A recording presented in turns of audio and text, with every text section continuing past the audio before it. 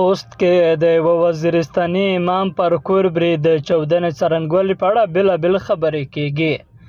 د افغانستان له سویل ختیځ ولایت خوست ریپورټونه وایي د یوه امام په کور برید کې لږ تر لږه 2 ماشومان وژل شوي دي او 2 نور ټپیان دي. دا پیښه د سه شنبې سهار وختي د اسماعیل خیل او مندوزۍ ولسوالۍ میاخیلو کلي کې پیښه شوې.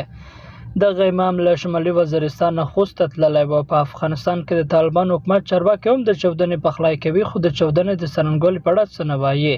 خو رپورټونه وایي چې د اسماعیل خیل او مندوزۍ ولسوالۍ کې د برید هوایي او د یوه وزیرستاني کډوال کور یې په نښه کړی دی.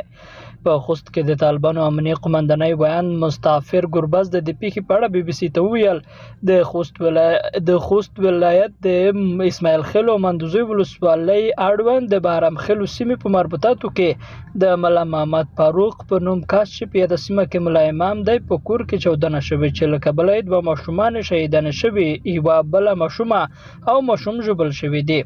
په دې اړه پلټنې روانې دي چې معلومه شي د پیښه څنګه او له څه رامنځته شوې ده.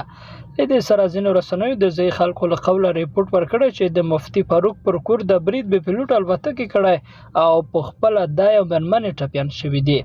ځایي خلکو رسنیو ته ویلي چې ملا محمد فاروق میاخیلو کلیو کې امام و او له وزیرستان دغه سیمې ته کډوال شوی و.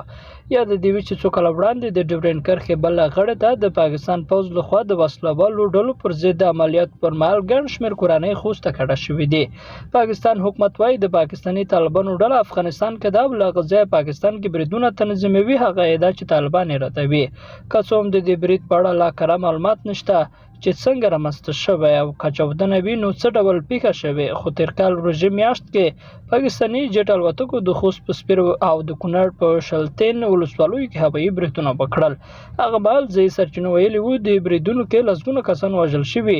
هغه مهال پاکستاني طالبانو یوه اعلامیه کې ویلي وو پاکستاني پوځ د وروختي مرګ ژوبلې غچ اخیستلو لپاره خوست او کونړ کې پر عامو خلکو بمبار کړی دی.